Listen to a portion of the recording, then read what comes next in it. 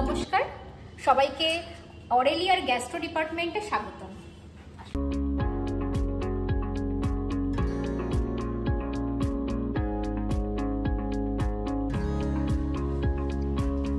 এটা হলো মেইনলি আমাদের এন্ডোস্কোপি এবং কোলোনোস্কোপি করার রুম। তো আমি আজকে এন্ডোস্কোপি প্রসিডিওরটাই আপনাদের সাথে বিস্তারিতভাবে আলোচনা করব যতটুকু আমার নলেজে আছে। এখানে আছে আমাদের দুটো বেড রয়েছে। মেইনলি আমরা এই বেডই প্রসিডিওর করে থাকি। প্রসিডিওর কমপ্লিটের পরে পেশেন্টকে আমরা এখানে প্লেস করি, সেটা মাঝে মাঝে। এবং এখানে আমাদের স্কোপ আছে, দুটো স্কোপ আছে, ভালোভাবে দেখো এটা একটু। এটা হচ্ছে আমাদের কোলোনোস্কোপি স্কোপ আছে। যেহেতু কোলনটা আমাদের অনেকটা বড়, 4টে ভাগে বিভক্ত, অ্যাসেন্ডিং, ট্রান্সভার্স, ডিসেন্ডিং এবং সিগময়েড, সে কারণে এই কোলোনোস্কোপিটা কিন্তু অনেকটা বড়। কোলোনোস্কোপি প্রসিডিওর জন্য কোলোনোস্কোপি স্কোপ এটা, আর এটা এন্ডোস্কোপি স্কোপ। দেখতে পাচ্ছেন আপনারা এন্ডোস্কোপি স্কোপ। আচ্ছা, এবার আসছি এখানে মেশিনের ব্যাপারে। এখানে আমরা এন্ডোস্কোপির যে স্কোপটা এখানে আমরা কানেক্ট করব এবং এখানে আমাদের রয়েছে সাকশন অ্যাপারেটাস, এটাকে অন করার জন্য। এবং এখানে রয়েছে আমার ল্যাব মনিটর। এই মনিটরের সাহায্যে আমরা দেখতে পারবো আমাদের স্টমাকের পার্টগুলো, ফান্ডাস, বডি এবং পাইলোরাস। এই পার্টগুলোতে কোথায় আমার আলসার ক্রিয়েট হয়েছে, প্রথম পার্ট যেটা ডিওডেনাম বলি, সেই ডিওডেনামের পার্টটাও কিন্তু আমরা ভালোভাবে দেখতে পারি। প্রথমে পেশেন্টকে আমরা নিয়ে আসবো। পেশেন্টের আমরা বিপি মেপে দেখে নেবো, যে সে অনেক সময় হয় প্রচুর টেনশন করে, সিডেশন দিয়ে হোক বা উইদাউট সিডেশন পেশেন্ট প্রচন্ড টেনশনে থাকে। যাই হোক, আমরা তাদেরকে কাজ হলো আমাদের তাকে রিঅ্যাসিওর করা। আফটার দ্যাট তাকে আমরা শুইয়ে দেবো এবং শুইয়ে দেওয়ার পরে তাকে আমরা একটা ল্যাটারাল পজিশন দেবো। ল্যাটারাল পজিশন দেওয়ার পরে হেডটা কিন্তু স্ট্রেচ থাকবে। হেড স্ট্রেচ করার পরে তারপর আমরা এখানে একটা লক্স 10% স্প্রে আছে। এটা হলো একটা সার্টেন প্লেস তোমার নাম করতে হেল্প করবে। তো এটাকে আমরা 3 to 4 টাইমস আমরা মুখে স্প্রে করব, যার ফলে আমাদের মুখের পোর্শনটার নাম হয়ে যাবে। যখন আমরা এন্ডোস্কোপি প্রসিডিওরটা করবো, যাতে পরে পেশেন্ট যখন উইদাউট সিডেশনে থাকবে তার যাতে কোনো প্রবলেম না হয়। সিডেশন দিলে তো সে তার কোনো প্রবলেম হবে না, কিন্তু উইদাউট সিডেশনে পেশেন্ট ভীষণ ডিসকমফোর্ট ফিল করে। তো তার জন্য আমরা এটা একটা লোকাল অ্যানাস্থেশিয়া হিসেবে ইউজ হয়, তো এটাকে আমরা ইউজ করবো। এটাকে করার পরে আমরা কিন্তু এই মাউথ গার্ডটা প্লেস করব এবং মাউথ গার্ডটা ধরার জন্য একজনকে থাকতে হবে পেছনে, যে আর কি রুট অফ দ্য টাংটাকে রেইজ করে রাখবে। কারণ ও যদি মুখের মধ্যে যদি জিভটাকে যদি ঠিক মতো প্লেস না থাকে, তাহলে কিন্তু সেটা ওর জন্য সেটা অসুবিধাজনক হয়ে যেতে পারে। তো সেজন্য রুট অফ দ্য টাংটা আপনাকে রেইজ করে রাখতে হবে এবং এটাকে এভাবে তো ধরতে হবে মুখে, এটা যেন কোনোভাবে বেরিয়ে না আসে। কারণ পেশেন্ট চাইবে এটাকে বের করে দিতে, কিন্তু যে পিছনে দাঁড়িয়ে থাকবে তার কাজ হলো এটাকে ভালোভাবে ধরে রাখা।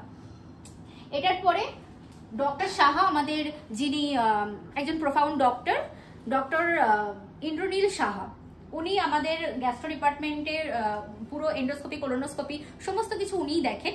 উনি এসে আমাদের প্রসিডিওর করেন। আমাদের টেকনোলজিস্টও আছে, নার্সও আছে, সবাই আছে। তো এটা করার পরে আমরা যে স্কোপ আছে, স্কোপ তো আগে থেকেই আমাদের কানেক্টেড থাকছে সবই। এখানে আমাদের সাকশন অ্যাপারেটাসও কানেক্টেড থাকছে। টাওয়েল একটা প্লেস করা হয়, কারণ স্যালাইভা প্রচুর পরিমাণে বেরোতে থাকে সেজন্য।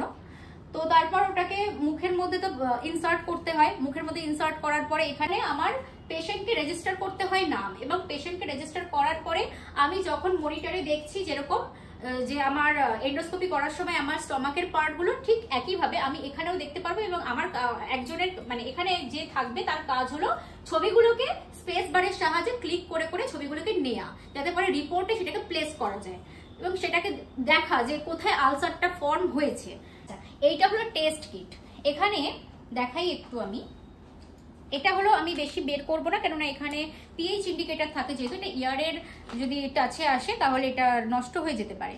তো এখানে এটা হলো টেস্ট কিট রয়েছে। এখানে আপনি এন্ডোস্কোপিতে প্রসিডিওর, কিন্তু আপনি কি টেস্ট করছেন, আপনি LIQT টেস্ট করতে চাইছেন না রুট টেস্ট করতে চাইছেন, তাছাড়া আরো অনেক টেস্ট আছে। আচ্ছা, ছোট্ট একটু বলে দিই, LIQT টেস্ট হচ্ছে আপনার lactose intolerance test. Lactose intolerance টেস্টটা কি, এটা আপনাকে ডিটারমাইন করবে একটা পার্সনের বডিতে মানে কতটা পরিমাণে ল্যাকটেজ থাকছে, এবং সেটা মানে এনাফ পরিমাণ ল্যাকটেজ কি থাকছে, ল্যাকটেজ তো একটা এনজাইম, সেই ল্যাকটেজ কি এনাফ পরিমাণে থাকছে যেটা আপনার শরীরের ল্যাকটোজটাকে ব্রেক করতে পারে। যদি এনাফ থাকে তাহলে পরে তো ঠিক আছে, ল্যাকটোজটাকে ব্রেক করে দেবে, আপনার কোনো রকম ব্লোটিং বা ডাইজেশনের কোনো প্রবলেম হবে না। কিন্তু এনাফ পরিমাণ যদি না থাকে ল্যাকটেজ, তাহলে তো আপনার ল্যাকটোজটাকে ব্রেক করতে পারবে না, ফলে আপনার ডাইজেশনের কিন্তু প্রবলেম হবে, আর আপনার প্রচন্ড পরিমাণে ব্লোটিং হবে, আপনার প্রচুর প্রবলেম হবে।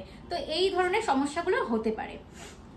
আর একটা আছে যেটা, সেটা হলো রুট টেস্ট, RUT, রুট অর্থাৎ র্যাপিড ইউরিয়াস টেস্ট। আমার কথাটার মধ্যেই আছে ইউরিয়াস কথাটা, অর্থাৎ আমার এই টেস্ট কিটের মধ্যে ইউরিয়া কিন্তু প্রেজেন্ট থাকছে। আচ্ছা, এবার আমার স্টমাকের পার্টে যদি হেলিকোব্যাক্টার পাইলোরি নামে একটা ব্যাকটেরিয়ার প্রেজেন্স থাকে, তাহলে সেই ব্যাকটেরিয়া সে তো তার ফেভারেবল একটা এনভায়রনমেন্ট ছাড়া সে কিছুতেই তার গ্রোথটা পসিবল না।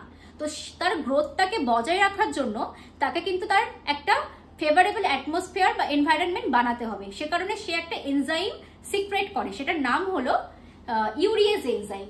তো হ্যাঁ, তারপরে বায়োপসি নেওয়া হয় আমাদের, বায়োপসি ফরসেপ আছে আমাদের এখানে, এখানে বায়োপসি ফরসেপ আছে, এটার সাহায্যে আমাদের বায়োপসি নেওয়া হয়। ঠিক আছে, সরি এই জায়গাটাই আমাদের বায়োপসি ফরসেপ দেখতে পাচ্ছ, এই যে মুখটা এটা খুলছে, আবার এটা বন্ধ হচ্ছে। আমাদের স্টমাক থেকে একটু পার্ট আমাদের ছিঁড়ে নেওয়া হয়, নেওয়ার পরে আমরা এই টেস্ট কিটে প্লেস করব। এবার আমার যদি হেলিকোব্যাক্টার পাইলোরি ইনফেকশন প্রেজেন্ট থাকে, মানে ব্যাকটেরিয়া যদি প্রেজেন্ট থাকে, তাহলে তার মধ্যে ইউরিয়াস এনজাইম থাকবে। এবার ওই ইউরিয়াস এনজাইম আমার এখানে টেস্ট কিটের মধ্যে যদি ইউরিয়া থাকে, যেহেতু ইউরিয়া থাকে, তাহলে ইউরিয়েজ আর ইউরিয়া আমার রিয়াকশন করবে, রিয়াকশনের পরে ও অ্যামোনিয়া তৈরি করবে।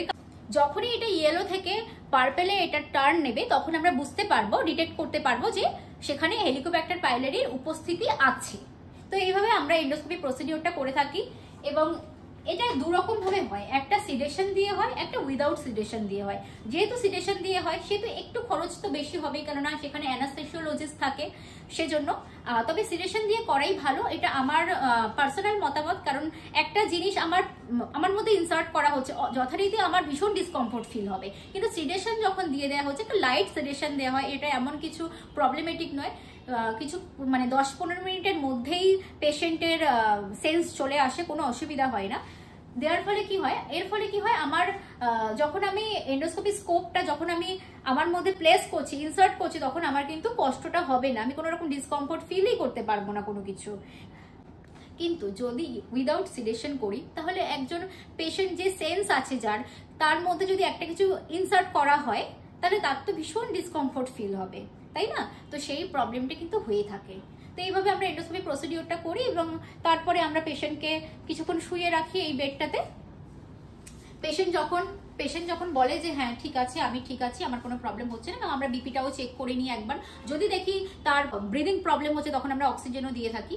অনেক সময় কি হয়, একটু যখন বয়স্ক পেশেন্ট, যারা ধরুন 50 ইয়ার্স ওল্ড, একটু এজেড, তাদেরকে আমরা কিন্তু আগে থেকে কিন্তু অক্সিজেন দিয়ে থাকি, প্রি অক্সিজেনেশন যেটাকে বলা হয়, দিয়ে দিই, যার ফলে আর কি যাতে প্রবলেমটা পরবর্তীকালে যারা অ্যাপনিয়া বা এরকম কিছু যাতে না হয়, তো সেটা আমাদের করা হয়। আচ্ছা, এখানে আমি সিডেশন দিয়ে কিছু মেডিসিন দেখিয়ে দিই। এখানে ইনজেকশন আছে কিছু, এখানে আমাদের এই যে এখানে ইনজেকশন সমস্ত রকম আছে, এবং ডক্টরসরা আছেন যারা কিন্তু এগুলো দিয়ে থাকেন চ্যানেল করে, তো কোনো প্রবলেম থাকে না। এখানে গ্লুটারালডিহাইড সলিউশন আছে, যেটাকে আমরা সাইডেক্স নামে জানি। এখানে কিন্তু খুব ভালো রকম ভাবে স্টেরিলাইজেশন করা হয়, এবং যখন দুটো পেশেন্ট থাকে, একজন ধরুন পজিটিভ, আমরা কিন্তু কখনোই ওই পজিটিভ পেশেন্টকে যে স্কোপটা ইনসার্ট করছি, সেটা কিন্তু আমরা পরের পেশেন্টকে ইনসার্ট করছি না। আমাদের আরও একটা স্কোপ আছে, যেটা আমরা পরের পেশেন্টকে কিন্তু ইনসার্ট করছি। তো এই ধরনের ফেসিলিটিগুলো এখানে পাওয়া যাবে, এরকম প্রবলেমসগুলো হবে না। হ্যাঁ, তো সংক্রমণের ভয়টা কম এখানে, এটুকু বলতে পারি। ভীষণই সুন্দরভাবে আমাদের এখানে স্টেরিলাইজেশনের ব্যবস্থা আছে, কোনো রকম কোনো প্রবলেম হয় না। আপনাদের যদি ভালো লাগে, আপনারা আসতে পারেন এখানে, এবং এখানের কেয়ার নিয়ে দেখতে পারেন। আমার মনে হয় আপনাদের ভালো লাগবে। নমস্কার।